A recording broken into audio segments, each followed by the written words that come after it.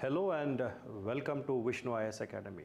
So today I'll be discussing about the question paper which was asked in UPSC mains examination, the morning session. So I'll be taking up geography and the questions associated with environmental part.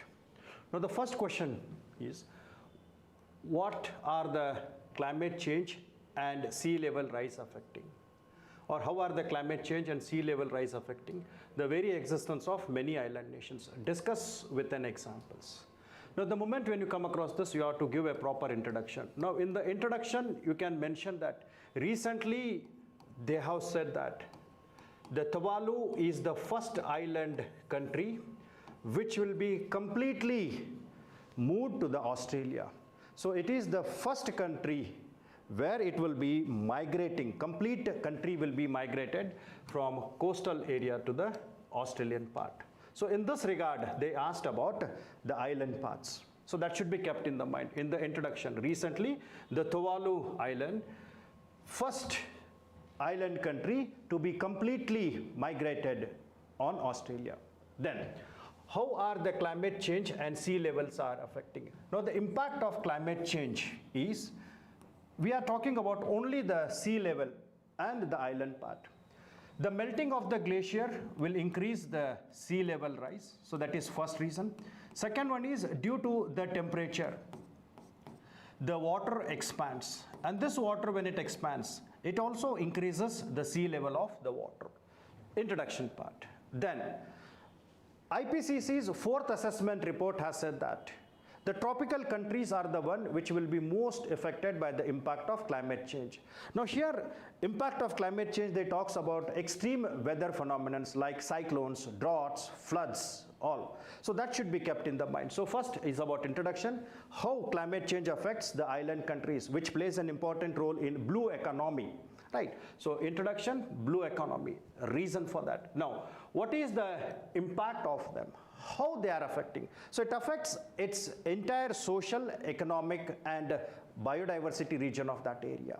So environmental impacts will also be there. Now when you talk about its perspectives, the cyclones and the storms will have a huge erosion of that area. And also the storms will affect the livelihood sector of that region. Take an example of coral reef. So coral reef is also bleaching because of extreme high temperature which is increasing, as the oceans are considered as the major carbon sink. So as the carbon sink, it means that majority of the carbon dioxide which is entering into the ocean, it is creating ocean acidification. Mild carbonic acid which affects the coral, which affects their economic perspectives. And it will also have an impact on scarcity of fresh water. It will affect the biodiversities. It is not only the turtle nestings and all, it also affects the mangroves which are in the regions here. So in general, we can say that it affects not only the social aspect, it affects the economic aspect, and it will also have an environmental aspect. So introduction, what is the impact of climate change on the islands, and few more countries like Maldives, etc., where you can mention them that they are in the verge of submergence, right? And it also have an impact on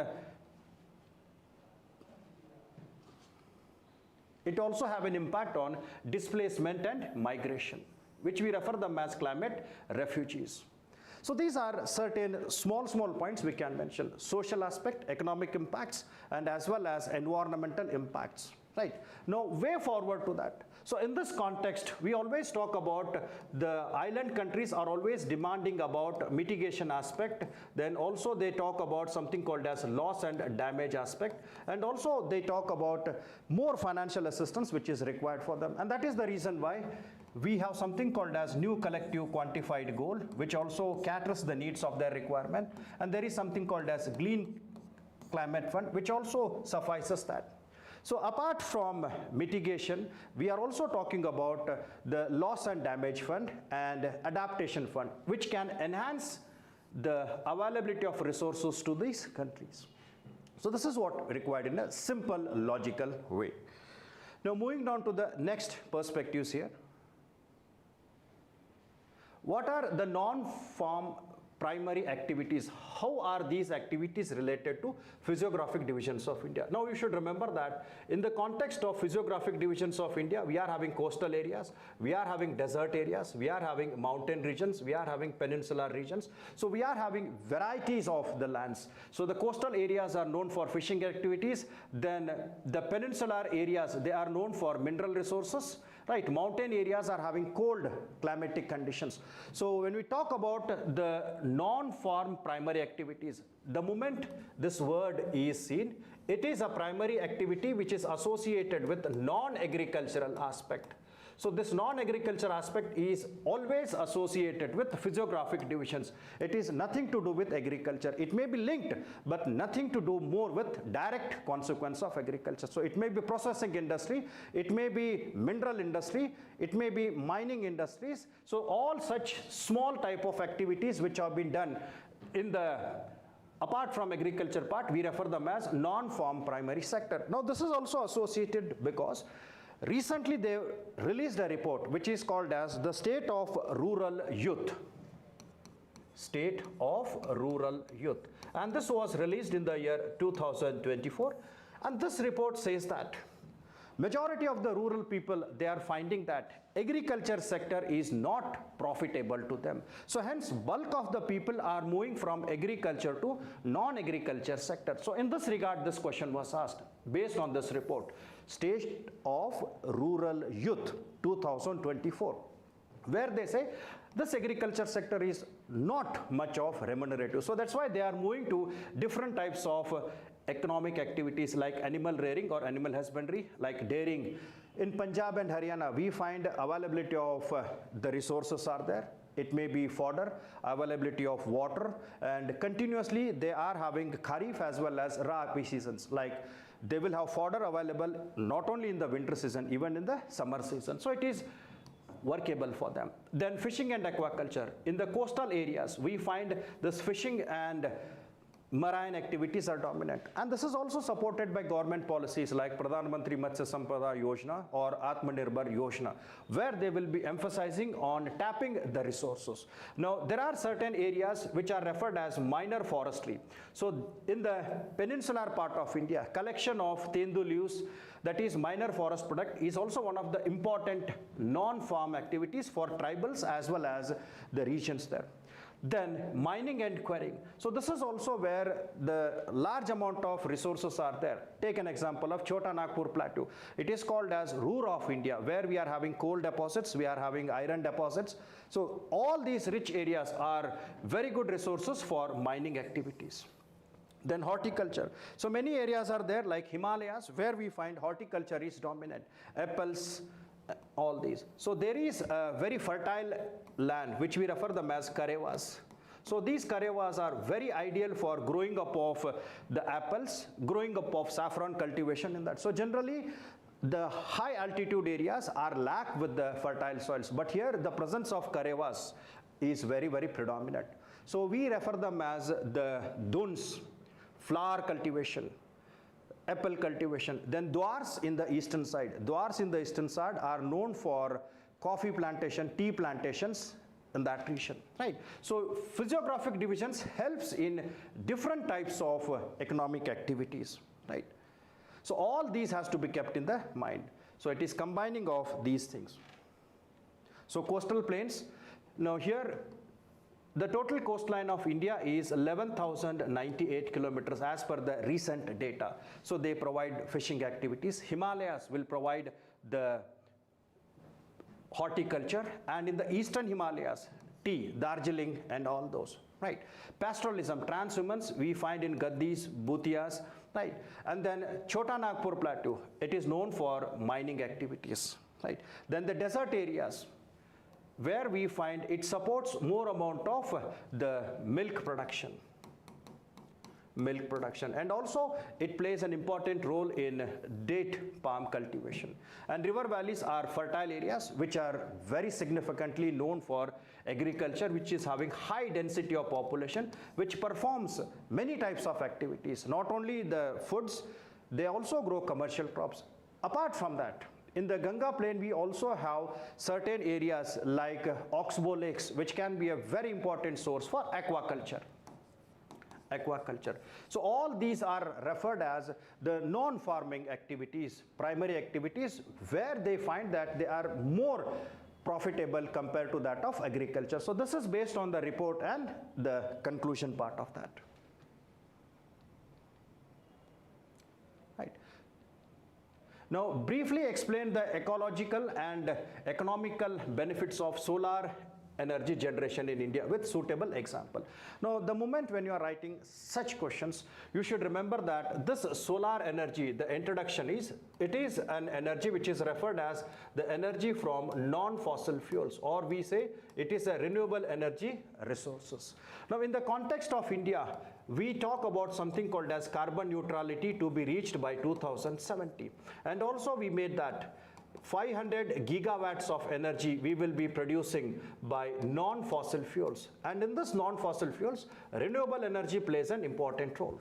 And in this renewable energy, the dominant is about the solar energy. And this solar energy which is produced is something which is a major game changer. If you see the present data, so we find that India is already having a capacity of 117 gigawatts of solar energy. So hence, when you talk about the energy resources in India, 51% is produced from fossil fuels and 49% is produced from non-fossil fuels. And in that, the solar energy is very, very dominant in the context of India. So that should be the introduction part, the role of or something factual data associated with solar energy, right? Some ideas. Then the solar energy, when you talk about ecological and economic benefits, you can put them one below the other. So ecological benefits will be, as it is non-fossil fuel, so it means that it will always provide clean energy transaction. It means that it will not be emitting greenhouse gases. So these greenhouse gases are responsible for global warming and climate change. So hence, it will help in reducing the greenhouse gas emission. It means it contributes in reducing the climate change issues. Then when the fossil fuels are burned, it will always create large amount of air pollution. The dust, the smoke, the soot or the fly ash which is being released by that. So it becomes large amount of hazards to them. So it creates large amount of the pollutions, not only in Delhi, in all the areas you can find. Then when we use the solar energies, it helps in conserving large amount of water. Then it also helps in sustainable land use, because the land is not much affected by the solar production compared to that of fossil fuels. Because in the fossil fuels extraction, the land is degraded, or more amount of technology is there where more impact will be seen on the land. So less impact is seen when you talk about solar. So it also helps in biodiversity preservation. Right, so these are referred as ecological benefits. Now when we move on to economic benefits, cost will be less, generation of employment opportunities, FDIs, investments will be more, right? So all these you should mention: employment generation, energy security, decentralized production, cost will be less, growth in the industries, more investments will also be seen. And apart from that, we can say that as India is a tropical country, so we always have that completely 365 years of sunlight is there, and this sunlight is very significantly used for generation of solar energy. And apart from that, it can be stored also, where we can use it in the longer perspectives. So India has a tremendous potential of development of the solar energy. So these should be your way forward path. 365 days of solar energy, it can be stored and it can be used in best way. The problem is, yes, of course, we are having not much of technology, so we have to improve the technology. We have to fill the viability gap so that this can be effectively utilized. And that is the reason why we are having many programs and schemes. We have started International Solar Alliance, you can mention that. We have started something called as Pradhan Mantri Muft Bijli Yojana, so you can also done. So all such events which helps in increasing the solar energy production can be put here, right? So introduction with proper data, then economic and environmental concern, and way forward, where you have to mention how India is feasible and what viability gaps are there and how we have to fill it back. Then what are tsunamis and how and where they are formed? What are their consequences? Example with tsunamis. With examples. Now, the moment when you talk about tsunami, you should mention a standard definition. Tsunami is a term which is derived from Japanese word called as harbor waves. It is series of waves. Series of waves which makes huge displacement of water in the coastal areas.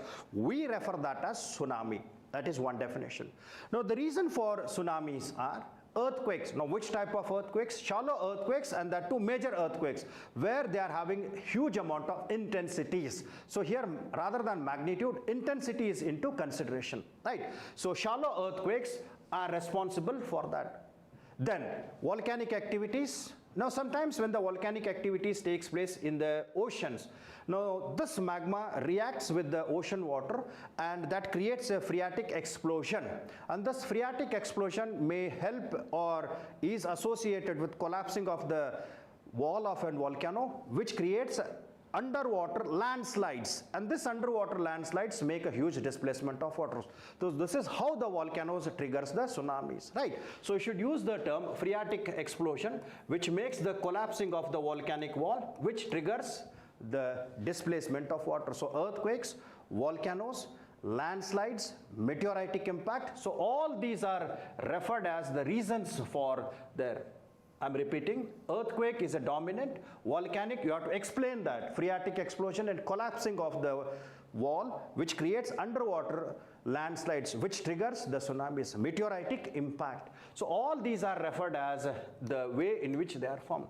Now, what are their consequences?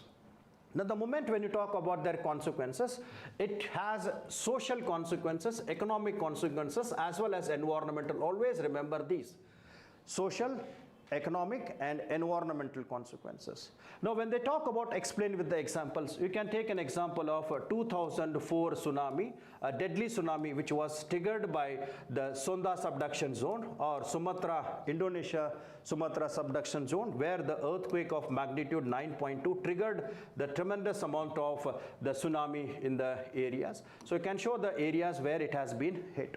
Right. So it affects the coastal areas because the moment when it enters into the coastal region, the shoaling effects takes place where the height of the waves increases to very high. So it helps in increasing the height here, because the moment when you talk tsunami, they are the waves. Waves means the energy which is transferred through the water as a medium, right? So here we have to talk about the perspectives of their impacts. So economic impacts, environmental impacts has to be given. Right. So when you talk about economic impacts here, the saline water, when it enters into agriculture land, so it will decreases the fertility of that areas. It will affect the agriculture section. Now, humanitarian disaster. When large amount of water enters, it brings huge amount of losses, which has been highlighted even in the Sendai framework of disaster management, that nowadays the tsunamis are most profitably affecting the coastal areas, because always remember that coastal areas are the densely populated areas. They are densely populated area, and they are the one which are most affected by the impact of the tsunamis. Then infrastructure and economic losses. So many ports are there, many buildings are there, many software companies are there which are very closer to the coastal areas. So they will be affected by the submergence of the coastal areas due to high inundation of water.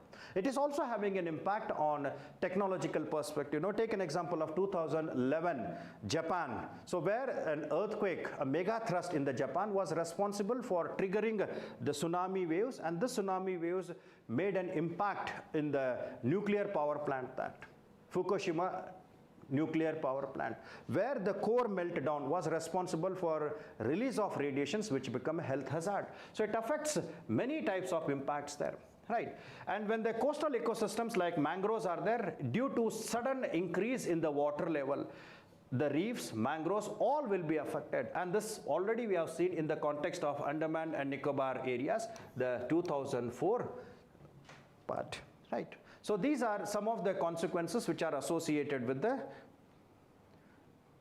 tsunamis, right? Now, when you talk about the conclusion part, remember tsunamis are referred as important natural disasters, right? So here we have to always make sure that disaster management plays an important role. So in this regard, early warning system is very, very important. So we have to create good amount of early warning systems, right? So that is the first phase of disaster management. Then we also have created something called as alert systems. So alert systems are something which help them to have the real-time perspectives of knowing and making sure that all the things are done, right? Then also we are having exercises which have been done.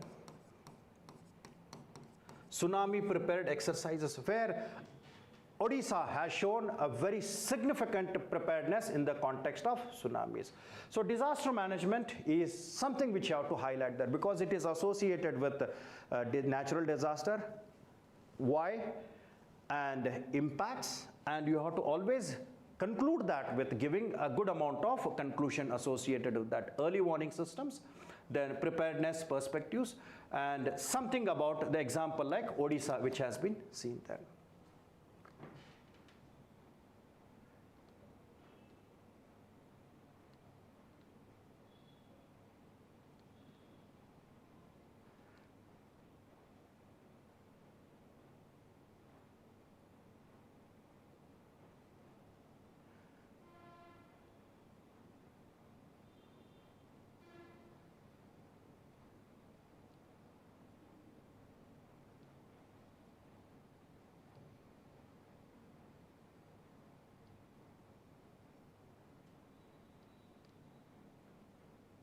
Okay, now give the geographical explanation of the distribution of offshore oil reserves of the world. How are they different from onshore occurrences of oil resources? This is completely factual based question. Completely factual based question. Now when you are writing such, you should remember that oil reserves are referred as fossil fuel. So it means they will be often or always found in the sedimentary rocks. So oil reserve is a fossil fuel, and hence they are always found in the sedimentary rocks. Always, it means that mandatorily they have to be in the sedimentary rocks only, because only sedimentary rocks are those rocks which consist of the fossil fuels. Now when we talk about onshore and offshore, in a simple way, onshore production is done in the continental areas, that is in the land areas, and offshore oil production is done beneath the ocean part. Beneath the ocean part. So if you talk about islands or the inland countries like Saudi Arabia, UAE, so those areas are rich with onshore oil products. So this is some basic ideas, offshore and onshore. Oil is a fossil fuels. It is often, or it is found in the sedimentary rocks. Now two types of extractions are there. One is offshore and one is onshore. Now data you have to give with map. With the map. Now these are the global perspectives of offshore oil resources. Atlantic Oceans, West Africa, Brazil. You can just show the map, global map, and then in that you can show. It's very simple to show the North American part, then South American, then you can show the African part, right, and the Asian part, then Australian part. So you can show the wherever seas are there. In the European part, you will have the North Sea, then West African part or Nigerian part, Brazil, you will find this area. So one or two if you can show, that is more than sufficient in this part. Then Middle East and Persian Gulf.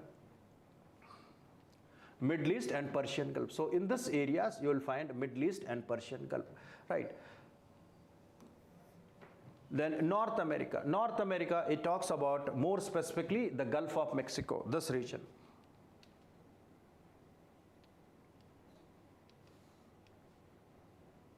Gulf of Mexico region. Right. So these are the factual data. Asia Pacific in the South China Sea, we always know that because of large amount of oil resources, South China Sea is always seen in geopolitical consideration, right? And in India, we talk about Mumbai High, and Indonesia, Malaysia, and all these are the areas where they are produced, right? Now next, when you talk about the difference between them, When you talk about difference between them, of course, we have to remember that offshore will be more costly, more technology, abundant resources, and it will have environmental pollution, marine pollution. So these are basic things. Onshore will be in the less quantity. Environmental impact will not be there. Not much, but yes, land pollution can be seen. Groundwater pollution can be seen, but not the pollution which we see in the ocean. So in the offshore, environmental laws, international environment laws can be applied, but here we don't find. So we find them beneath the seabeds of continental shelf slopes. These are beneath the terrestrial part, right? And they always require large amount of complex process here. High complex process, simpler process are required. And they always operate with high cost, cheaper cost. Right, so large amount of abundant sources are found in these areas. So in these areas, we always find small quantities are there. Now environmental risk will be there, marine oil spills, and here land degradation and groundwater contamination can be seen. As they are associated with the boundaries, so international, UNCLOS, etc. can also be seen in these perspectives, right? So these are the difference between offshore and the onshore petroleum resource.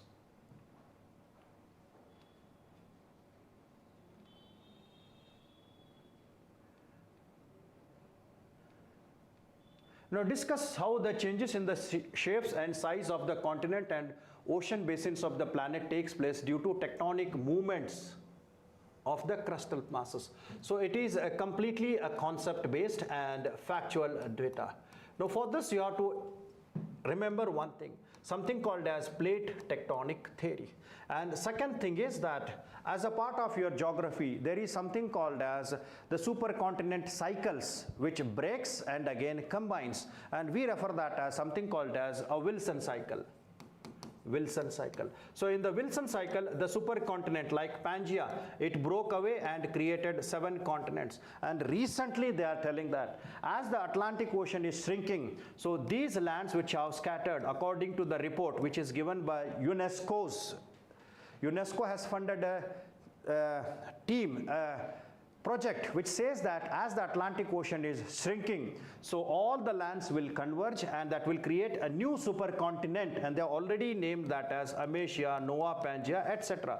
So hence this Wilson cycle is also very prominent in explaining such question.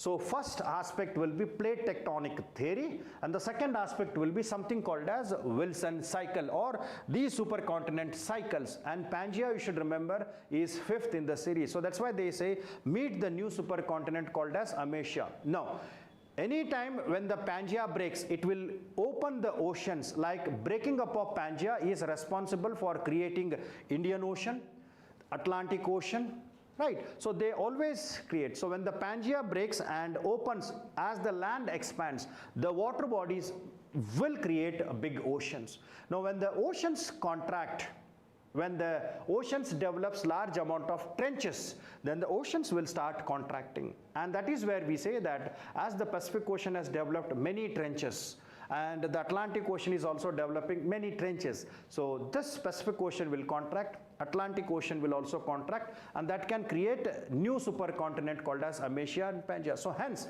this explains that the shape and sizes of the continents are keep on increasing. So supercontinent to continent, microcontinent. So supercontinent is at any time when 75% of accumulated land is seen. So that is some idea. Now, when you are writing this answer, first is plate tectonic theory. You should mention what is plate tectonic theory, and then you have to mention that lithosphere plates, major and minor plates, they are floating on the asthenosphere. Then because of the convection currents, they always make 3 types of movements: convergence, divergence, and transform part. Now what happens in the convergence? The land is destroyed. So convergence are always referred as destructive in the nature. So the continents are reduced. Indian plate colliding with the Eurasian plate, creating of Himalayas. The land has reduced and the ocean has been created. Now when you talk about that, you should remember that convergence will always destroy the land, and the divergence will always increase the land area. So divergent Boundaries are always referred as constructive in nature. Take an example of sea floor spreading. So whatever magma reaches there, it makes the spreading of the crust. And as the crust spreads, obviously the ocean will increase in the areas. And as the ocean is increasing, the other area, the continents may be shrinking there. So this is what the plate tectonic theory says. And the transform or conservative is where the plates are moving, but it is not making any impact. It is neither creating any land or nor destroying any land. So two movements, that is convergent and divergent, are associated with the creation and destruction of the lands. Remember these. Convergent will destroy the land and divergent will extend the continent part. And after that you can mention about the Wilson cycle. This Wilson cycle talks about the supercontinent formation and their moving, dispersing and again combining. This is associated with basic data plus the recent observations, the new supercontinent which they have already proposed.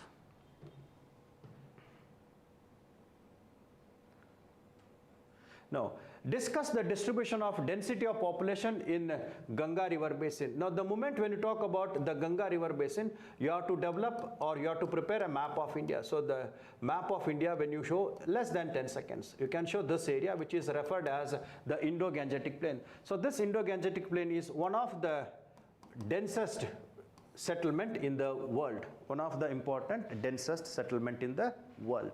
Now, here you should mention according to the census, the density of that region, and then most densely populated states there. We come across the states, Bihar is there, then we are having West Bengal. So all these areas you can put in the initial stage, in the introduction part, right? So map and these. Now, what are the factors associated with the distribution and density of population there? So this is directly from NCERT textbook. So if you read NCERT textbook, there they have mentioned geographical factors, economic factors and other factors. Now when you talk about geographical factors, right, so geographical factors talks about the land. If any area, if it is having fertile soils, then agriculture will be dominant. So it is referred as the largest depositional land in the world. So fertile areas more suitable for agriculture part. Then soil is also always fertile because this area you will always find the alluvial soils, more specifically the Khadar and Bangar soils, which helps in increasing more amount of cropping intensity. And water is always available. The perennial rivers will always provide availability of water, right? So groundwater which are rich with the aquifers. Of course, we find certain areas are having pollution, but in general we can say they are rich with the aquifers. So these are called as the geographical factors there. Now, economic factors are also associated with that. Now, when you talk about economic factors there, so economic factors will be associated with minerals which are seen there, mining activities, which are one of the important economic substitute for agriculture section. Urbanization, pull factor, industries, leather industries, ceramic industries. So many type of industries are there in the Indo-Gangetic plains. So economic activities, urbanization, industries are also one of the important factors. Then we talk about something called as cultural perspectives. Now when you talk about the cultural perspective, these areas are having important religious places there. So religious places are often referred as an area where we find huge settlements will be there around the surrounding areas. So religious areas, or we say the areas which are associated with a certain amount of cultural perspective, educational institution, Varanasi, right? So we find those areas where obviously the people will migrate and make the settlements, right? So you can define them as geographical factors, economical factors, and social or other factors you can mention. So one by one if you mention, that is more than sufficient to write best answers in this regard. And in the conclusion you can mention that of course they are having large amount of advantages are there, but due to overpopulation, due to rapid industrialization, due to unplanned urbanization, we find that large amount of aquifers are polluted, maybe because of mercury, maybe because of many other which are having arsenic, fluoride content, which is affecting not only human health, even the agricultural crops. You can mention that part. So when you are mentioning, you have to remember. Now recently because of climate change, we find huge rainfalls are there. We find cloud bursting phenomena in the Himalayas which are directly affecting to those. Cloud bursting phenomena. We come across flash flood reasons, right? So all these you can mention, which is affecting the life and property in the Indo-Gangetic plains. I'm talking about the lowland areas.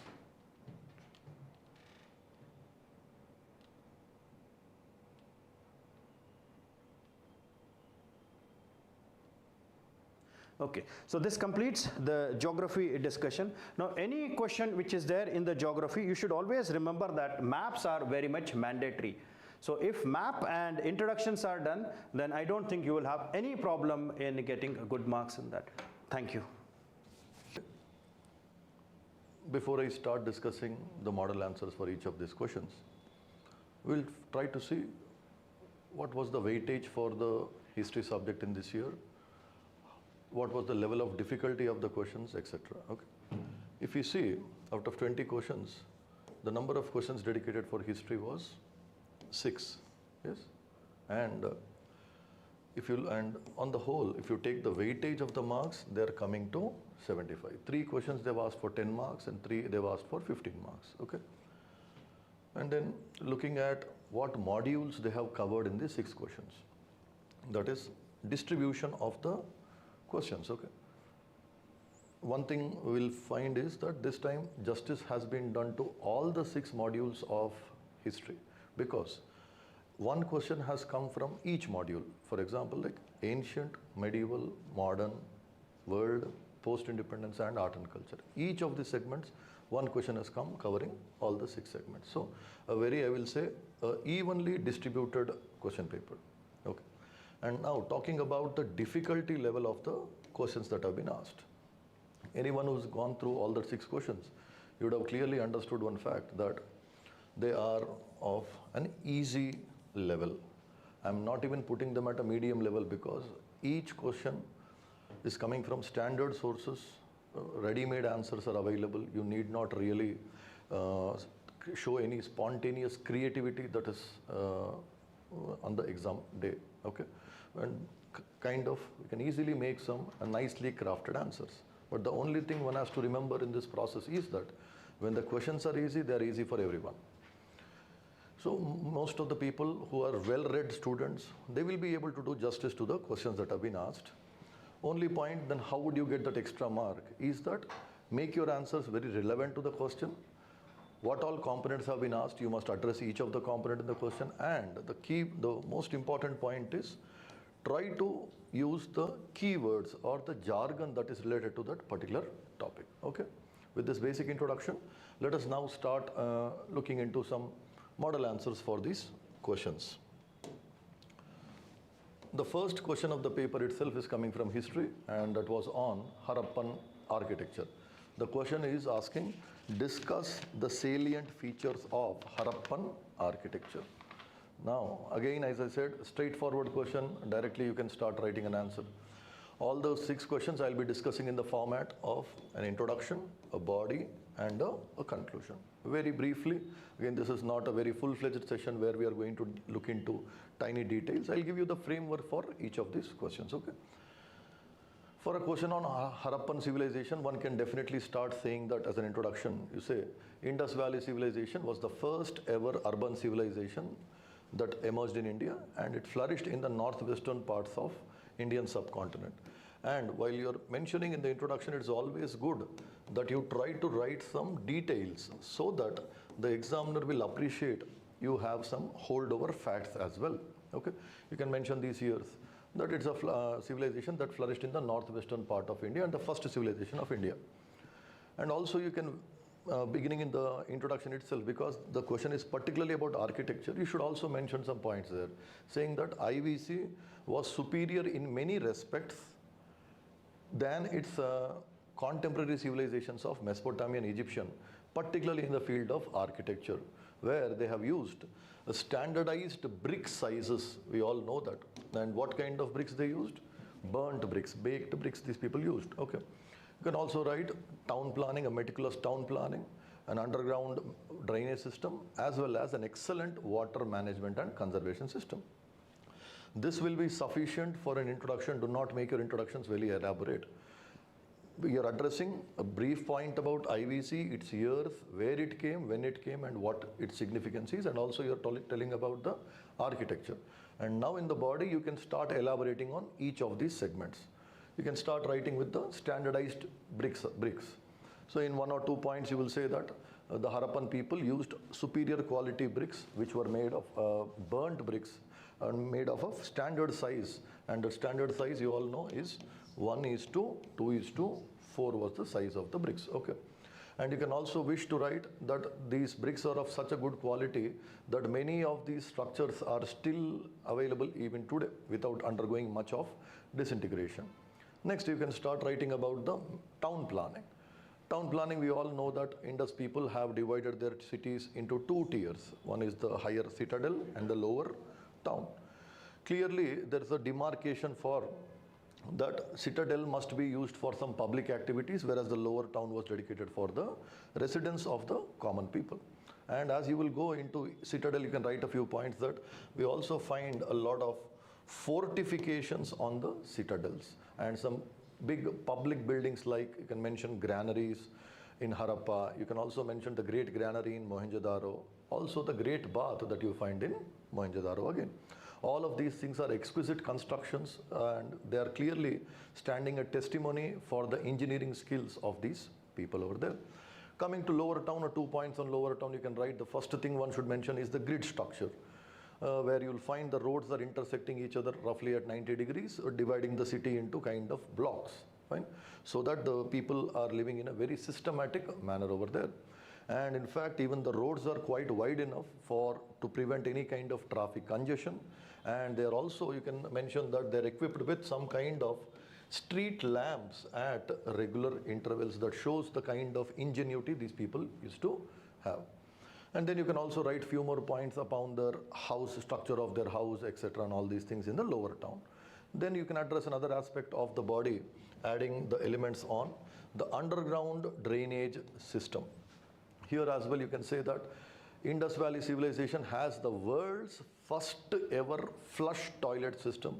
When entire world is not having such a system, Indus Valley were the only people who had such kind of a beautiful drainage system. We can also write one word about how these drainage water was not directly released into the environment. They used to even use some kind of soak pits that was trying to relatively purify the water before you release that wastewater into the environment. Okay. And one more point you can definitely add there is that about the environmental consciousness that these people used to have. That is, they did not want to spoil their environment. Okay. And then one more aspect that we can come across in the architecture is the water conservation and management system. There you can mention that the city of Mohenjo-daro had nearly 700 public wells. 700 wells is not a small number. So you can clearly see the leisure time these people had and building such kind of numerous wells. Okay. And then you can also say about Dholavira, which has the most excellent water conservation and management system in entire Indus cities, where you will have a network of channels on the ground which were meant to harvest rainwater. And the rainwater that is harvested from these channels are all deposited in some kind of a reservoir over there. So all these things are clearly highlighting the architectural contributions of the Indus people. So this will form a good part of your body, because the question is just for 10 marks. You need not write too many points and waste your time over here. And in the conclusion, you can simply say that the engineering skills that the Indus people have shown stand testimony for the kind of importance that they've given to functionality of the structures. They did not build structures for temples or palaces for kings. All these structures are essentially useful for the daily life of the common people. And that is what is distinguishing the Indus Valley architecture from the architecture of Egypt or Mesopotamia, where these people were mainly building what? Pyramids, which are not useful for daily life of the common people. In Egypt, they were building pyramids. In Mesopotamia, they were building some huge temples called ziggurats. So, in the concluding, you can definitely say that it is the functionality and the utility of the structures for the daily life of the common people is what is differentiating Harappan architecture from the architecture of other contemporary civilizations at that time. Fine. This is about the first question. Let us see the second question. The second question is asking about examine the main aspects of Akbar's religious syncretism. Now we all know that Akbar is one of the rare Muslim rulers in this country who had followed a more broad-minded, enlightened religious policy of toleration, right? So let us start see how we can craft an introduction. Again, I said, keep your introduction very relevant and add one or two facts so you have a good hold on details as well. You will simply start writing that the Mughal Emperor Akbar, and if you write the years of his rule as 1556 to 1605, okay, 49 years of rule this man did. The Mughal Emperor Akbar is one of the rarest Muslim rulers in the Indian history who has followed a kind of a more enlightened, broad-minded policy of religious tolerance towards all religions of his time. Okay, and that's a basic introduction that is sufficient over here. And as you go into the body, we can write some of the features of this man's religious syncretism. You will say, you can start by saying that Akbar was the first Muslim ruler who had the courage to remove the sense of discrimination his non-Muslim subjects were facing. And the first step he took in that direction was abolition of the jizya tax. And now just imagine what kind of a feeling he would have given to the non-Muslim people in his empire. Okay. And apart from abolishing jizya, he's also abolished a pilgrim tax. And that is liberating the Hindus and other non-Muslims from paying a tax to visit their own places of worship. You can also add a few more points saying that he stopped the forcible conversions of non-Muslims into Islam and even gave the freedom for those non-Muslims who were converted to Islam to convert back to their religions if they really wish to. And he is also known for appointing many of his Hindu officers, Hindus, in high positions in his administration. You can write a few names like you might have heard about the military general Man Singh, Rajput king. And you can also write about Raja Todarmal, who was the revenue minister of Akbar, clearly highlighting the fact that he is not discriminating people on the basis of their religion, but if anyone has a merit, he is going to appoint these people as to high positions in the administration. And then further we can say that he came out with a policy of having discussions with scholars of not only Islam but also other religions. And for that purpose, he built a structure in his Fatehpur Sikri palace near Agra called as, that building is called Ibadat Khana, which translates into English as Hall of Prayer or House of Worship. Okay. What was happening here? He used to invite the scholars from different religions and have discussions with them. The main intention was to find out if there is any commonality in all the different religions.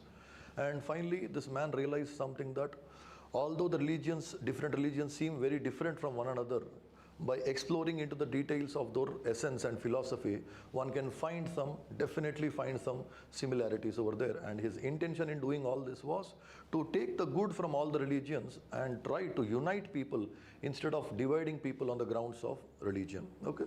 And then definitely Ibadat Khana must be visible in your answer.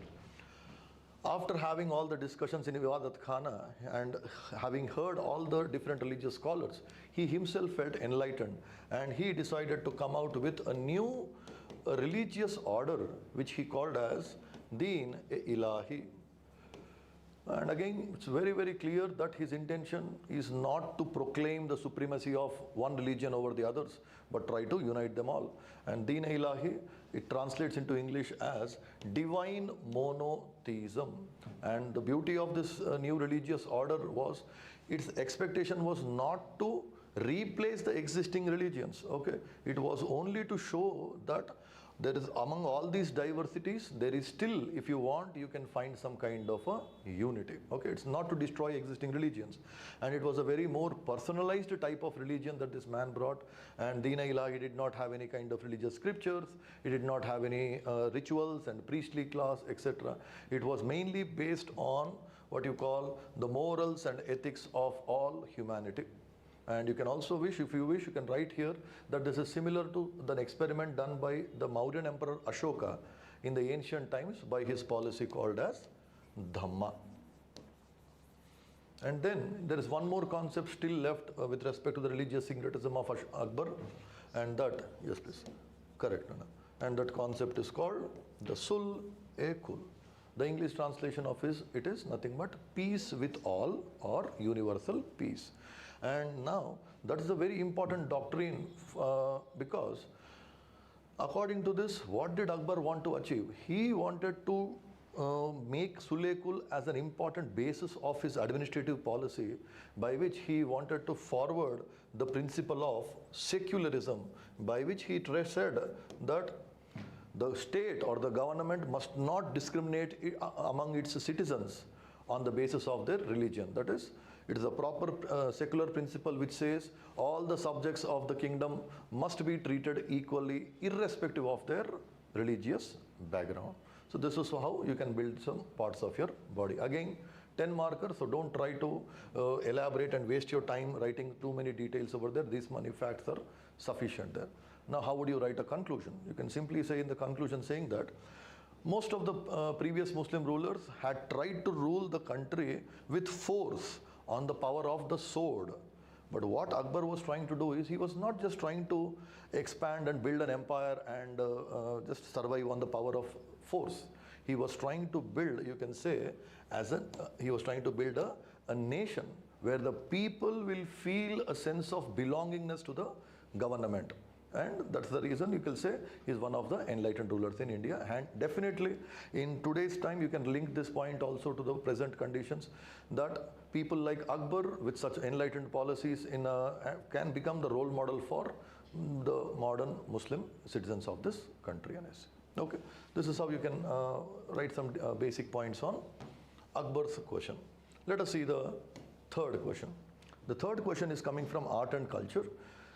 And the question goes, the sculptors filled the Chandela art form with resilient vigor and breadth of life.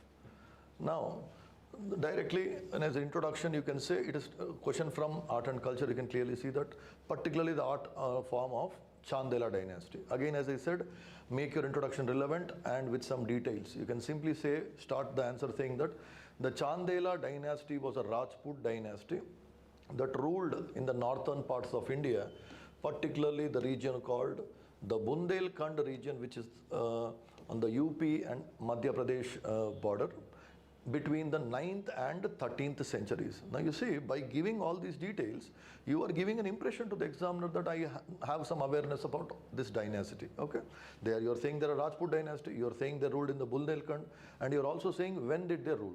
Okay, all these things. And there itself in the introduction, you can also say that the significance of this dynasty lies in the cultural field, where they have contributed immensely for the Hindu temple architecture by coming up with their own unique style called as the Chandela school or Khajuraho school, which is a sub-style within the northern style of Hindu temple architecture called as Nagara. Now you see, you are giving some facts, and also by talking about Chandela school of Hindu temple architecture or Khajuraho school, which is a sub-school of Nagara style of northern Indian architecture, you are again making your answer relevant to the demand of the question. Fine. With this introduction, let us now go and see what we can write as part of the body. Now again, if you want to write some points on Chandela school as such, you can go and write many number of points, but you should be relevant to the question that is asked. What is the question asking? The sculptors filled the Chandela art form with resilient vigor and breadth of life. Okay, so the focus of the question is not simply to just write all the details of Khajuraho school. No, please, you will not be awarded good marks for that. Your focus should be in addressing the breadth of life, the vigor of life. Okay, you can simply start saying that the Khajuraho temples have sculptures embedded into the walls of the temple itself. Okay, and entire temple surface, both external and internal surfaces of the temple, are adorned with very intricately carved sculptures. Man, these sculptures, to make these sculptures, they were making use of a particular type of a raw material called as sandstone, because sandstone is easy to carve. So that was allowing these people to come out with some beautiful sculptures. Okay. Now then you write the second point in the body saying that these sculptures are not merely for decorative purpose. Every sculpture is actually trying to convey some meaning to the observer. And in Hinduism, there is this philosophy of Purushartha, which talks about the goals of human life. What is the goal of the human life? And that has these three components. Dharma, four components. Artha, Kama, Moksha. So the sculptures there are not simply showing some dancers and musicians and common people. Every sculpture is essentially trying to convey the meaning of these goals of human life according to Hinduism. What do you mean by artha? Artha means acquiring some kind of wealth which is required for sustaining human life. Kama is referring to the physical pleasures that are also a very important part of human life. But the essence is that artha must be acquired, kama must be satisfied only according to dharma. If you acquire artha, satisfy kama in an adharmic way or a non-righteous path, that will not lead to moksha. And very striking feature of this Chandela architecture is that these sculptures, as I said, are not just decorative elements. They are communicating a message of that Purushartha. And that's the reason they give you a wide breadth of life, where you will see all the different aspects of life that people were living in those times, where you will find some dancers are depicted on that sculptures, musicians are depicted, artisans who are making different objects, they are depicted, common people are depicted, as well as even some kind of divine beings like gods and all are also being depicted. And one specific thing which is the most unique part of this Chandela architecture is sculptures called as Mithuna. What are these Mithuna? They are sculptures, erotic sculptures, particularly involving a man and a woman, where they are motivated from Vatsyayana's Kama Sutra. Now, as I just now said, that's what this was trying to convey. That the simple message is that sex is not something very unnatural, but a very natural part of human life. But again, that has to be done according to dharma. Everything has a particular time and space and limits. Beyond that, anything, even a good thing, will become bad. So that is the general philosophy that you will find over here. And one more thing you wish you can add for Mithuna is that generally most of these erotic sculptures are found on the outer surface of the temple walls. And as you go into the interiors of the temple, the number of erotic sculptures is slowly reducing. And by the time you reach the Garbhagriha, the sanctum sanctorum where the idol of the god is kept, in that chamber you will not find any erotic sculptures. Now, what is the symbolism behind that? Is nothing but they're trying to highlight the different levels of human existence, the physical level, the mental level, and the spiritual level, the soul level.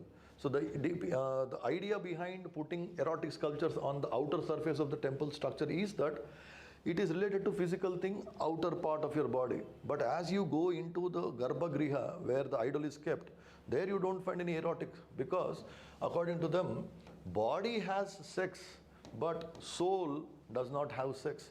There is a male body and a female body, but soul, you don't have a male soul or a female soul. Soul is a soul. Okay, so that is a depiction of a symbolism that you must eventually transcend the physical pleasures and go to that soul inside with the deep meditations. Okay, these are the kind of symbolisms that are being depicted in these sculptures of the Chandela school. Again, if you want to write a conclusion, you can say that the Mithuna structures and all these have eventually inspired similar such structures in other parts of Hindu temples in other parts of the country. And I see you can stop the answer there. Next, let us see the fourth question that has been asked. It is coming from modern India. Till now we have seen one question from ancient, one from medieval, and one from art and culture. So, as I told in the very beginning of the lecture, that it has been very evenly distributed. Every module has been done some justice. This question is about Mahatma Jyotirao Phule and his efforts to bring some social reforms in the society at that time. Again, start writing some details that he was a 19th century, Mahatma Jyotirao Phule was a 19th century social reformer and anti-caste crusader from Maharashtra, who dedicated his life for the upliftment of the subaltern classes. That's the word that has been used there in the question. So try to use that. Subaltern questions like the lower castes, women, and the peasants. Now, mind you, this is a 15-marker question. So you'll have to address all that subaltern classes separately and give some extra details. And the question is also asking about the writings of Jyotiba Phule. So definitely a few books also, if you mention, it will fetch you more marks, okay? With that brief introduction, you can start writing the body, because they're asking what did this man do for the upliftment of the different subaltern classes.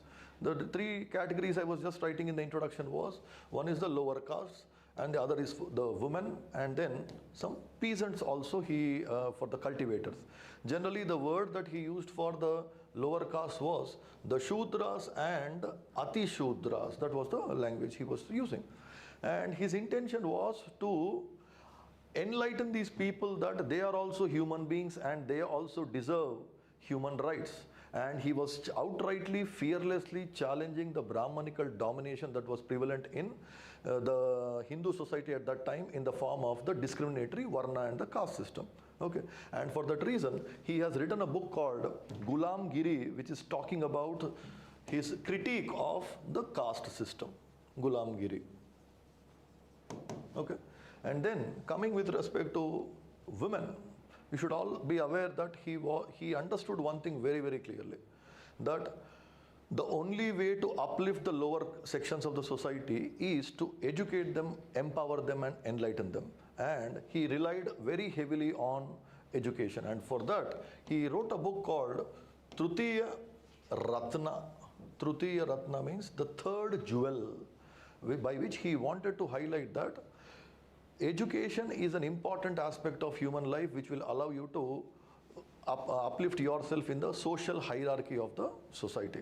And there we should also mention definitely with respect to women that he was particularly focusing on women education only. Why?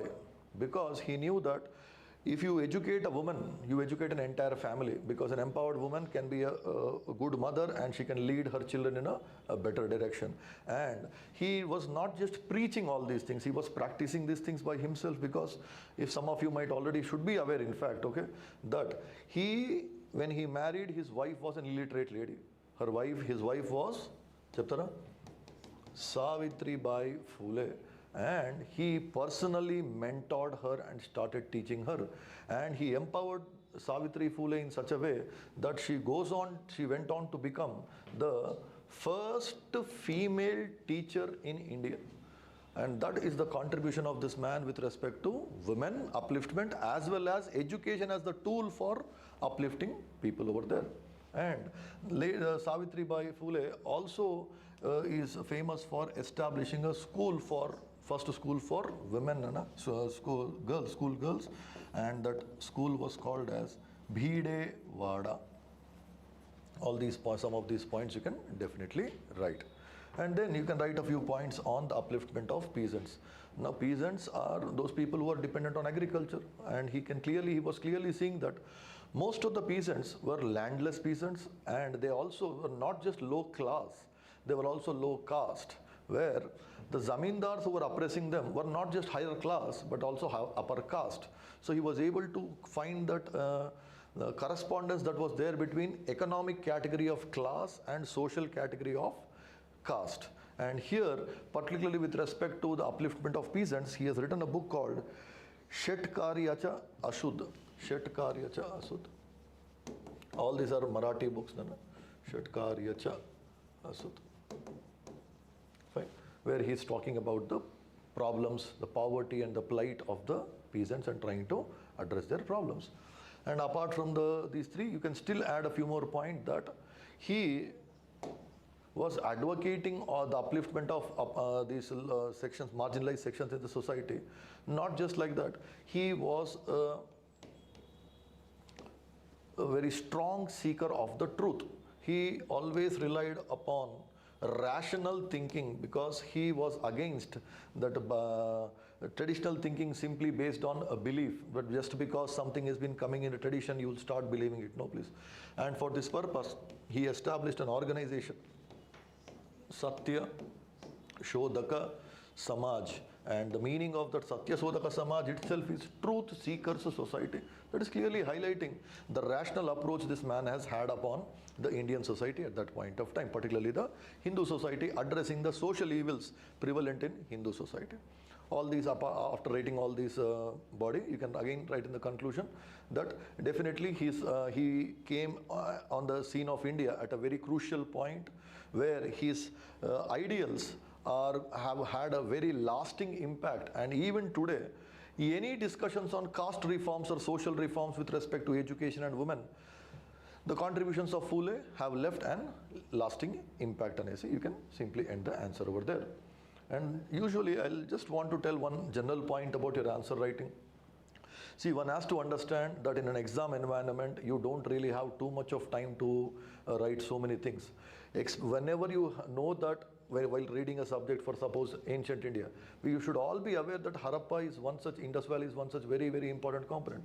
It's always better you keep some ready-made introductions, ready-made conclusions, which will be, come very handy for you while writing your answers, because in the exam you'll really have a shortage of time. So it's better, we should know that yes, these are some important areas and keep those things ready for use in the examination. The next question, the fifth question is about post-independence. And what is that question? Again, a beautiful question, but slightly lengthy because it's asked for 15 marks. Let us see what they've asked. Trace India's consolidation process during the early phase of independence in terms of polity, economy, education, and international relations. So 4 aspects have been asked. Trace India's consolidation process in the early years of independence in these 4 terms. Okay.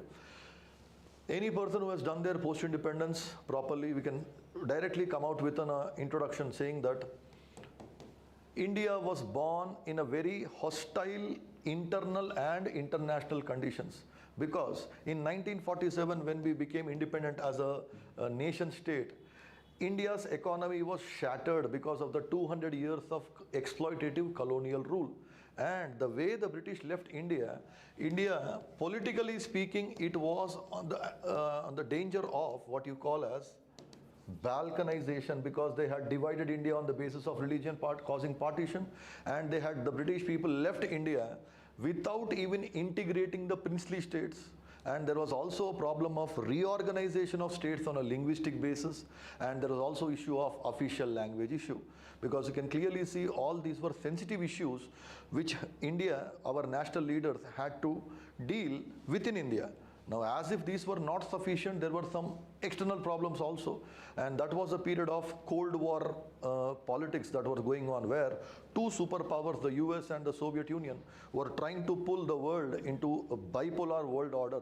And that was also a serious challenge for India, because had India chosen to join any one of these sides, you could have imagined India would have become a puppet in the hands of these superpowers today.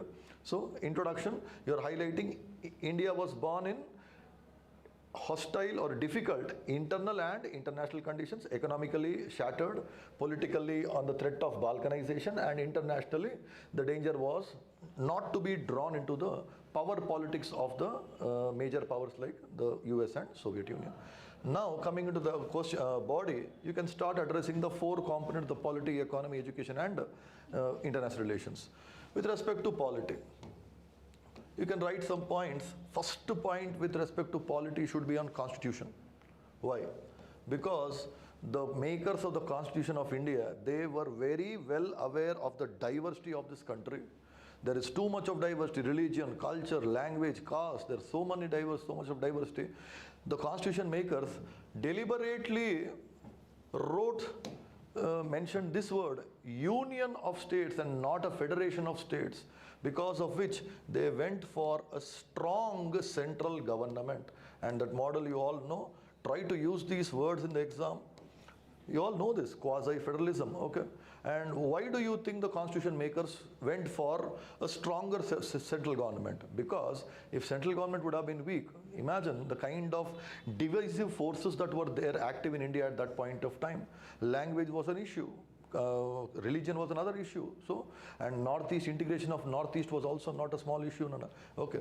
So they understood that if you don't keep the central government strong, there's a great danger that India can get balkanized. So the first point is this point telling you that it has helped in consolidation of India? Clearly. Then having after this, you will start saying some points about how our national leaders dealt with this problem of partition of India. Because that partition of India was done on a religious basis, our national leaders very consciously made secularism as one important component of Indian constitution. Although the word secular may have been added later on in 1976 to the preamble, but it has always been an inherent feature of Indian constitution because the fundamental rights itself gives you the freedom of religion, of thought, speech and etc. and all this. So that people of all the different religions will feel secure that they will not be exploited and dominated by other sections. Again, this has contributed in reducing the fears of minorities so that the divisive forces will come down, helping in consolidation of the country. Then you can also go and talk about how we had to address the integration of princely states, because it was not an easy task. The princely rulers who were having a kind of sovereignty within their own territories, they did not want to join into the Union of India because they were aware that if they join their states into India, they will lose all their special powers and they will have to be reduced like common citizens like everyone else. So these people were not willing to join, many of them were not willing to join India. But still, with a long process, and Sardar Vallabhbhai Patel, Jawaharlal Nehru, all these people played their important role in uniting all the princely states into India. Only one that was having a problem was the Jammu Kashmir. Other things have all been integrated. And then you can also address the other aspect of the political consolidation is reorganization of states. Since a long time, the people of India were demanding for linguistic reorganization of states. And the question was whether to accept language as a basis for reorganization or not. At that point of time, the national leaders were a bit afraid that already country has been divided once on the basis of religion. They were now afraid that if we go for a linguistic reorganization, will it cause some other divisions in the country? But fortunately, from 1956, the Fazl Ali Commission and all, you will see that India accepted a linguistic basis for reorganization of states, by which it has ensured that unity will be preserved without damaging the diversity of the languages in this country, because each major linguistic group was given a particular state where they can be assured that they will not be exploited and dominated by other linguistic groups over there. And then again, if you wish, you can also write the official language issue. You all know how sensitive that issue is. Whenever the issue of Hindi is brought, there are some conflict, some kind of tensions that generally come from South India, particularly from Tamil Nadu. And you've all been seeing in the news nowadays that in Marathi, in Karnataka, in Tamil Nadu, conflicts are very easily coming upon the issue of language. Now imagine in 2025, dealing such issues is so difficult. Imagine handling those issues in that time. Not an easy task. And that too, language was not the only issue. They had to deal all these issues simultaneously. Constitution must be prepared. Refugee rehabilitation must be undertaken. Partition dangers must be taken care of. Integration of princely states must be done. Reorganization of states must be done. Official language issue must be taken care. All of these things, we can definitely say national leaders played an important role in ensuring India remains as a united country without damaging the diversity. Okay. Next, you can go and talk about the economic aspect of consolidation these people were asking. One can clearly understand that after 200 years of exploitative colonial rule, Indian economy was in very, very bad shape. And you can just give a statistic saying that in 1700s, the share of Indian GDP in the world GDP was nearly 25%, whereas by 1947, the British people had brought it down to 3%. Now that clearly shows the damage that has happened to Indian economy. There was widespread poverty, inequality, illiteracy, and the task was to uplift all these people. And the question was the private sector of India ready to take up this task of uplifting Indian economy in a rapid way. That was not possible. The policymakers clearly understood that, and they consciously chose a state-led socialist model of development where the public sector was given the commanding heights of the economy. And because of that, we see that many heavy industries were established, like steel plants, thermal power plants, and all these things, because without a capital goods industry, you cannot expect a country to undertake industrialization on a long run. And apart from physical infrastructure like these industries, they also were planning some financial infrastructure like establishing the State Bank of India and bringing all the state banks of princely states, main princely states like State Bank of Hyderabad, State Bank of Mysore, all of them were brought and made as subsidiary banks of SBI Group. Why is this point so essential? Because if you have to do economic development, you need some financial resources. And these banks, once they were nationalized, they gave Government of India sufficient funds using which it can fund these developmental projects. And by doing all these things, what was the intention? The intention, again, you see, you can write it in beautiful terms, like the aim was to achieve regionally balanced, socially inclusive, self-reliant development or inclusive development. That is, clearly see, it is all regions must be balanced, all sections of society must get the benefits of the developmental process, and this development must not be dependent on anyone else. It must be self-reliant developmental things. So these points you can definitely address in the economic consolidation of the country. With respect to education, here you may not have many points, but still you can definitely say the literacy rate of the country at that point of time was very, very bad.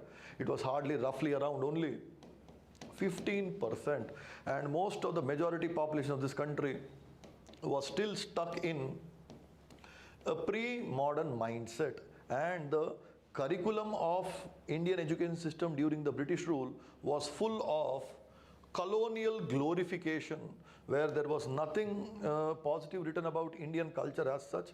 So the national leaders at that time had decided to take education as an important instrument to build a new nation, where the task was to inculcate through the books modern values of liberty, equality, fraternity, rationality, secularism, egalitarianism, and all these kind of modern principles. The best medium is to start inculcating these values in your citizens from a young age. Because when they inculcate these from a young age, as they become the future citizens of the country, they will carry forward these good ideals and build a better society. Okay, and you can write some of these points as part of your education. And then coming to the last aspect that was asked there is, how did we consolidate ourselves with respect to foreign relations? The most fundamental point, again, we have already discussed that to some extent. India was born in the Cold War era, where the two superpowers were threatening us to pull us to their sides. And you will say the policy taken by the national leaders was the non-aligned movement, because of which India did not become a puppet in the hands of the superpowers by joining any one side. And today, if you see, this is giving a great results for India. Even today, despite the pressure from all the powers, for example, USA has been trying to put some tariffs on us, 50% tariffs and all these things. But still, are we really bending to them? No, the real is because non-aligned movement, you can say in one line, say that non-aligned movement has given India the privilege of independence in foreign policy decision making. That is, we need not simply accept the stance of other powers. On every global issue, India can have its own independence stance. And we have preserved, the non-aligned movement has preserved India's external sovereignty. In this way, it has helped us consolidate India in this ways. And again, after all these components of the body, you can write a small conclusion saying that it was a difficult time for the early national leaders, where they had to overcome many challenges and write a few kind of a futuristic thing. They have put India on a very strong foundation, which is allowing India to now dream of what you call as a Vikasit Bharat. If you, by saying that, you are able to link the past with the present and give a good impression to the examiner. And that brings us to the last question of this discussion there, and it is from world history, particularly about French Revolution. Let us see the question. The French Revolution has enduring relevance to the contemporary world. If anyone has seen this properly, this is a kind of a repeated question, okay? Because even in the past they asked a similar question from French Revolution. Again, introduction. Can I say French Revolution is a major event in the history of the world which has given a new direction, redefining the role of government in the society and the role of citizens in making a nation, etc., etc. And again, writing the years will be definitely fetching you 1789 to 1799. Okay. Going into the body, you can start writing the different aspects that the French Revolution has brought forward. The first and foremost impact of the French Revolution was the importance of democratic governments. Importance of democratic governments, because the French Revolution was based on the principle of liberalism given by a person, Enlightenment thinker called John Locke. Using these thinkers' names, again, because it's a world history answer, it's better you use some thinkers from the Enlightenment age like John Locke. You might even use Jean-Jacques Rousseau, etc., because the revolution was based on the ideas of these thinkers. What did these thinkers tell?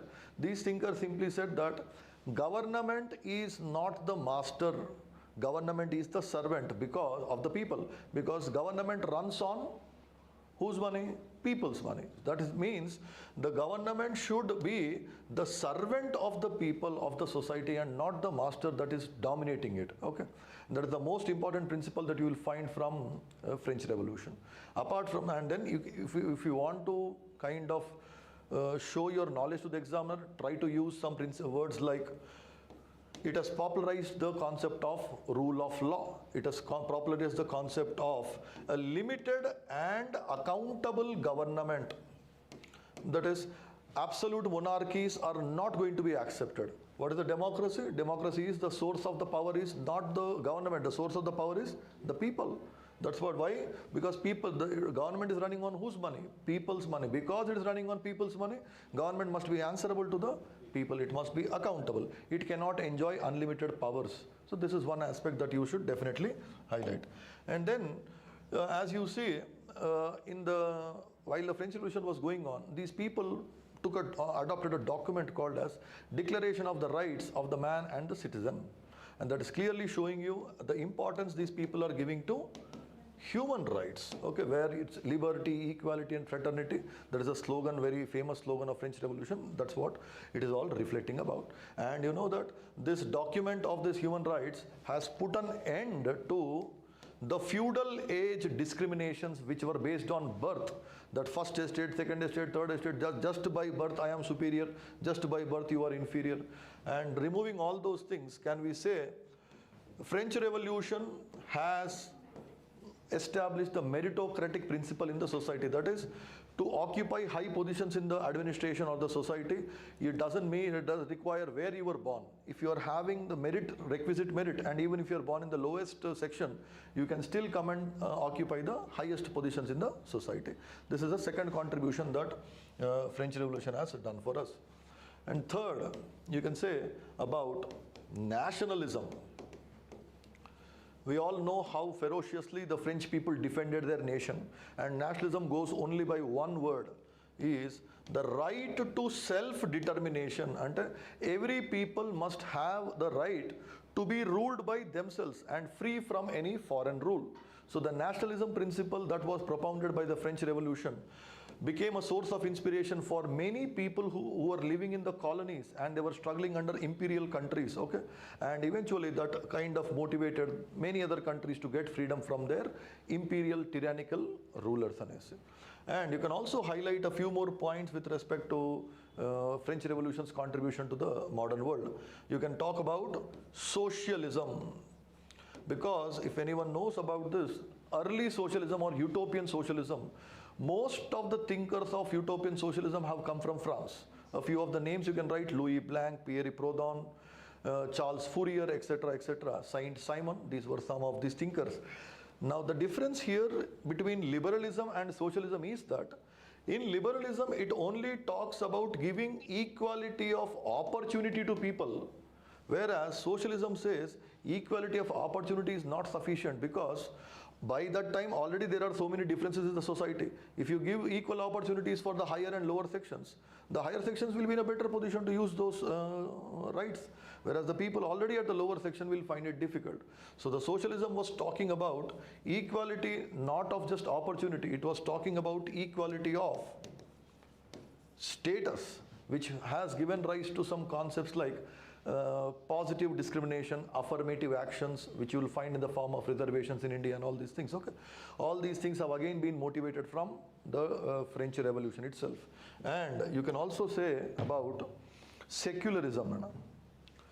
And the beauty of secularism principle that came from French Revolution is that religion must be kept as a personal affair, a private matter which should not be brought in the public life. So you can practice, they will give you freedom of religion, but that religion must not be displayed in the daily life. It should not come in your public life, it should not disturb you. So religion, the secularism concept also has been popularized very heavily in the French Revolution. And eventually, you can, to close the answer, you can say that French Revolution is definitely one important turning point in the world history, where the ideals it has stood for have become some common things that you find across the world. And if you have heard the name of this man in that context of French Revolution, he said, he made one very nice statement. When France sneezes, the rest of Europe catches cold. And whatever was happening in France has eventually impacted rest of the Europe. And the rest of the Europe eventually changed the rest of the worldness. Okay, so this is how some brief contribution from my side for discussion about the model answers.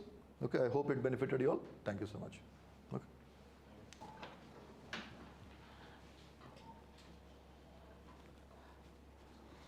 Hello all. So general studies 1, approximately 8 questions were from geography this time, and 6 questions, 6 to 7 approximately are from history, and exactly 6 questions are from Indian society. The 6 questions Indian society I will be discussing now. So the 6 questions which are there in this particular Indian society are, the first, if you see, the question is on smart city. The first question is on smart city. 8th question, how does smart city in India address the issues of urban poverty and distributive justice? Means the concept of smart city, people will think that the concept of smart city is only for cleanliness. The concept of smart city was not only cleanliness, there was another concept which was associated with the smart city concept is removal of poverty from urban centers, as well as providing distributive justice, 10-marker question.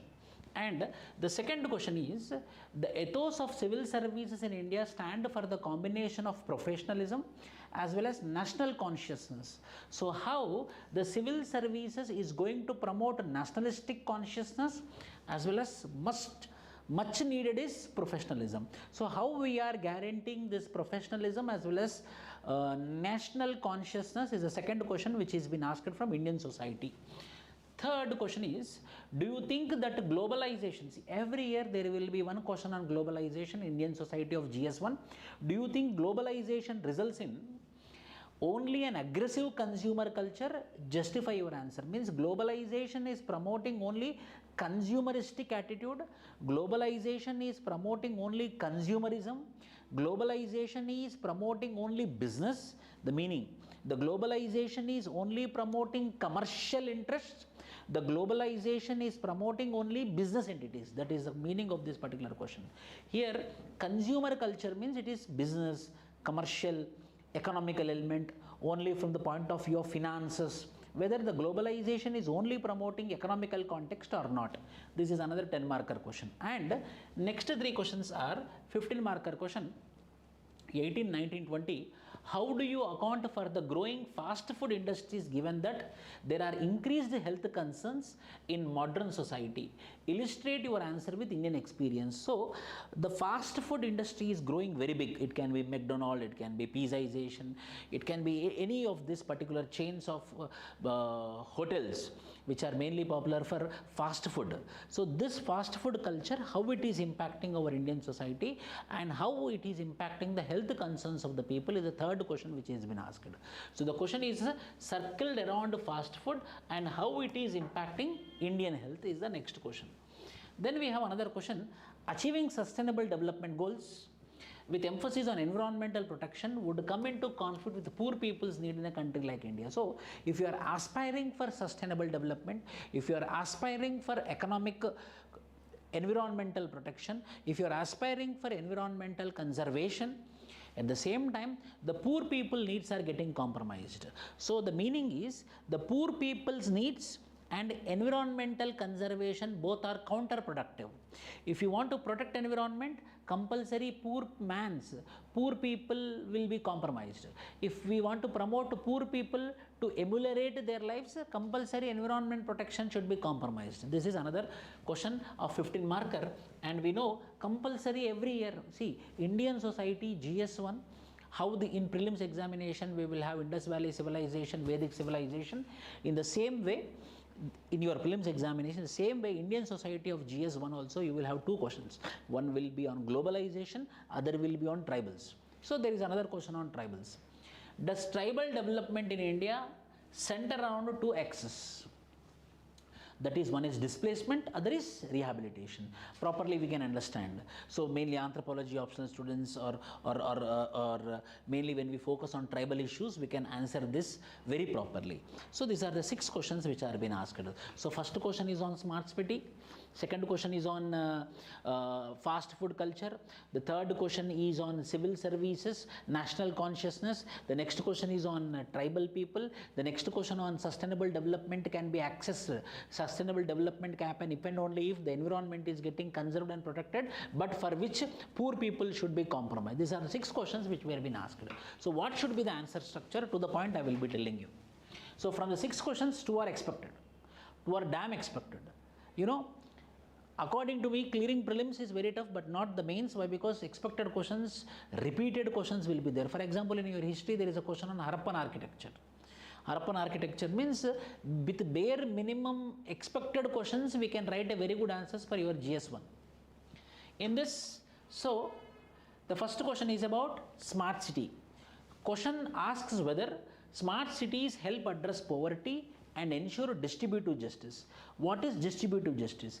Distributive justice will provide equal opportunities, equitable access to resources, equitable access to opportunities and services. So whether smart city in the year 2015, the smart city in 2015 which came into existence, which envisioned to promote infrastructure, to promote electronic, to promote digital access, to promote basic needs like food, basic needs like water, sanitation, transportation, etc.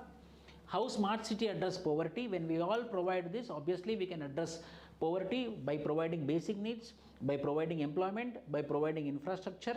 And how to distribute to justice? When we provide to all the sections of the people what opportunities, growth opportunities, as well as resources, as well as service, then obviously we can address the distributive justice. But however, there are challenges. The challenges are like bureaucratic antipathy. There are challenges like people are not at all interested.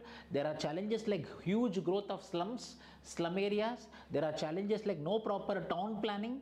There are huge challenges like disasters, like once the flood come into the city, then we cannot address the poor issues. These are the challenges. But however, the conclusion is the smart city, the idea like smart city is a very good idea which is promoting, which is also resulting in reduction of poverty, which is also helping in providing distributive justice. In that way, you need to write an answer.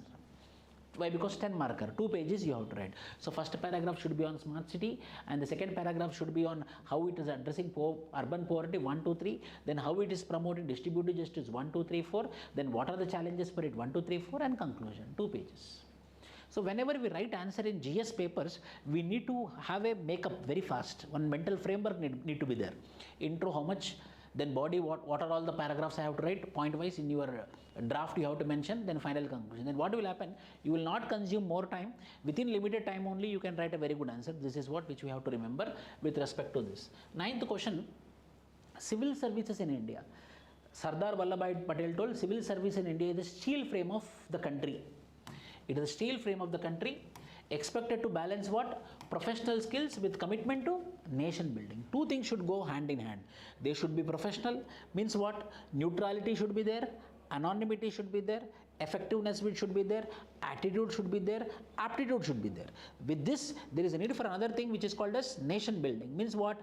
They should give highest importance to Constitution of India. They have to give highest importance to rule of law. They need to promote the spirit of brotherhood among the people. They need to cherish the freedom movement. These all things should go hand in hand. When they have, then they can promote it. Yada Raja Tada Praja. In that way you have to mention. So the civil service is not only about professionalism, the civil service is also about nation building. Few examples you can write. You can write the examples of E. Sridharan, you can write the examples of T.N. Sheshan, you can write the example of Ashok Khemka. Three examples you can write.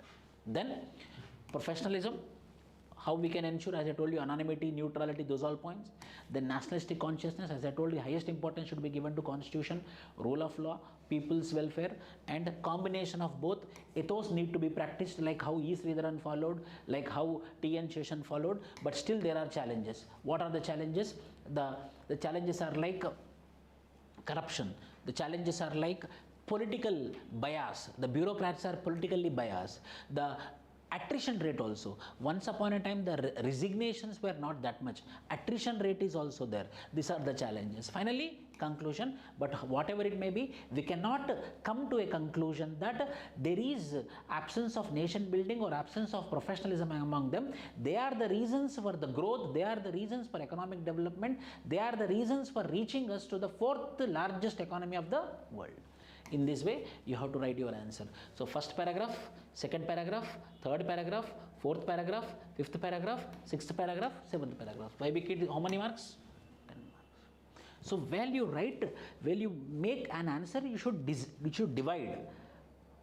What should be the intro, what should be the body, what should be the challenges, what should be the conclusion. The next question is, globalization results only in aggressive consumer attitude. First paragraph, what is globalization? So World Bank global trade to GDP, once upon a time it was 39%, now it reached how much? 60%. So economically, now the economical growth, the globalization is responsible for so much of trade. Now the trade is 60%. By the time of 2020, aggressive consumer attitude is there, but not only consumer attitude, counterpoints. What are the counterpoints? Number one, it is resulting in migration of people. There is technology transfer, there is education, there is employment, there is social growth, there is people are getting empowerment, democracy is becoming more democratic in nature, international institutions are coming, there is a proper implementation of rule of law, gender equality is also we are learning from global examples. These all will. So finally, we have to tell that it is not only consumeristic culture, it is also promoting other things like education, health, technology, gender equality, jobs, employment, skill development. Then Indian context, challenges and conclusions. What are the challenges for globalization? Then what is the conclusion? The conclusion is, now we should not promote globalization completely. We have to promote what? Glocalization. So what are local should go for global, what are global should come for local, but blindly we should not take the global things. We have to filter according to the cultural lenses. What will fit in the local conditions, only those need to be adopted. Everything need not be adopted blindly. That is called as glocalization. So the conclusion, you have to promote what? Glocalization. Then 11th question, 18th question, 6th, 4th question. This is, how do you account for the growing fast food? Fast food is what? Affordable, quick service, standardized taste. Modern society is more health. There is a paradox. What is the paradox? Modern society is more health conscious. At the same time, they are more driven for quick, taste oriented. They are health conscious, but however, at the same time, they are very quick, they are very fast, as well as taste concerns are there. Because of this reason, the fast food sector or fast food industry is skyrocketing.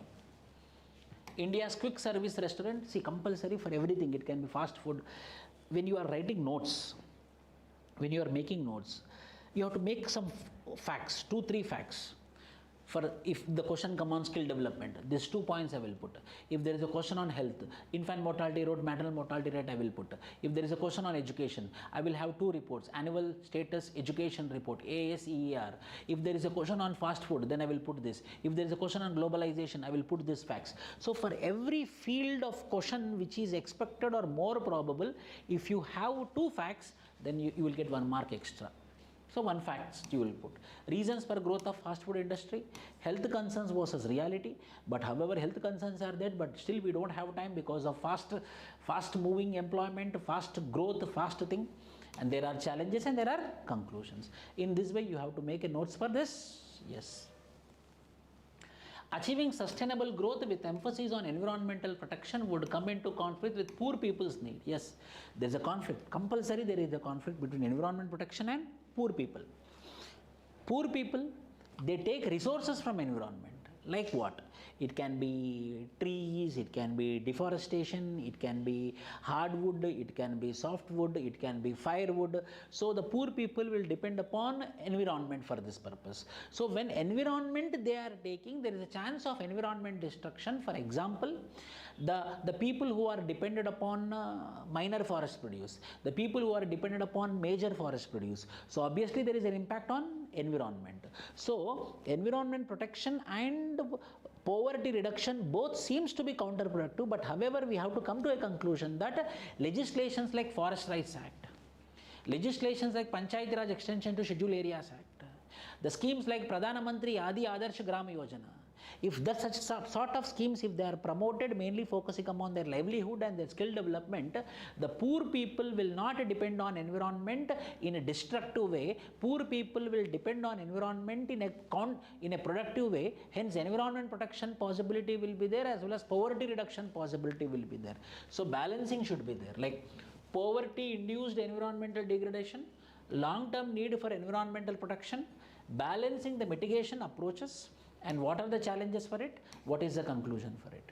So finally we can achieve the sustainable development goal if and only if the poverty is being reduced, at the same time if environment is getting saved or conserved. If both are going hand in hand, then only there is a possibility of sustainable development goals. One more thing, how I told tribal, how I told globalization, earlier Millennium Development Goals compulsory question, now Sustainable Development Goal also some compulsory question. See, out of 6 questions, 3 questions are done. The last question is, does the tribal development around 2 axes, one is displacement, other is rehabilitation. The major problem which tribals are facing is displacement, which is also called as land alienation. When they are being sent out, when they are being thrown out from their own land, it is called as displacement. There are enormous examples. Orans are being thrown out from Jamshedpur. Chenchus were being thrown out when the construction of Srisailam multipurpose project was been there. It was Dongria Kond tribal population were being thrown out when Vedanta company was being established for the sake of production of aluminium. So the displacement is a continuous problem which they are facing. But however, on the name of development, there is a need for mining, urbanization, and projects need to be constructed. So displacement is inevitable. When displacement is inevitable, rehabilitation should not be compromised. There is need to provide proper rehabilitation. So if displacement is happening, rehabilitation should happen. Both should go hand in hand. But in India, what is happening? There is displacement without rehabilitation. Hence, there is a double burden. Hence, there is a double burden on tribal people. So with the displacement, if rehabilitation is being provided, compulsory, there will not be any discontent among the tribal population. For this, the government of India came up with 2 policies. One is called as National Resettlement Rehabilitation Policy of 2007. At the same time, Land Acquisition Act with Compensation, Resettlement and Rehabilitation Act of 2013. These 2 points you need to write.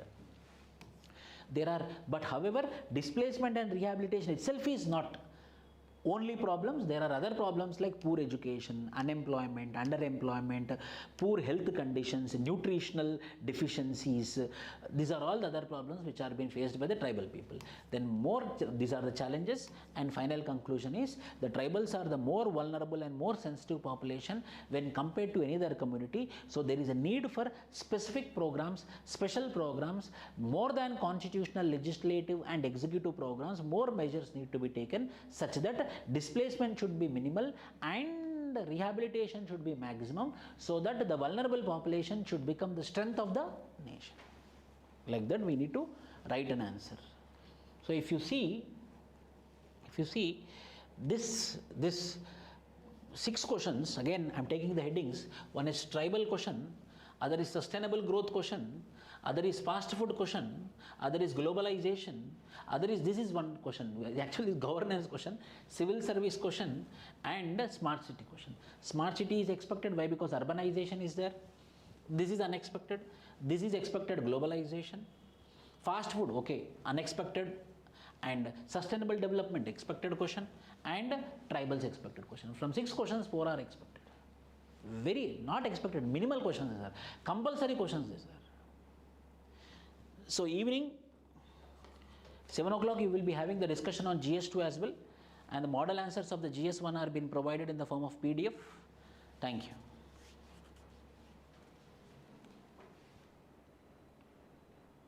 Okay.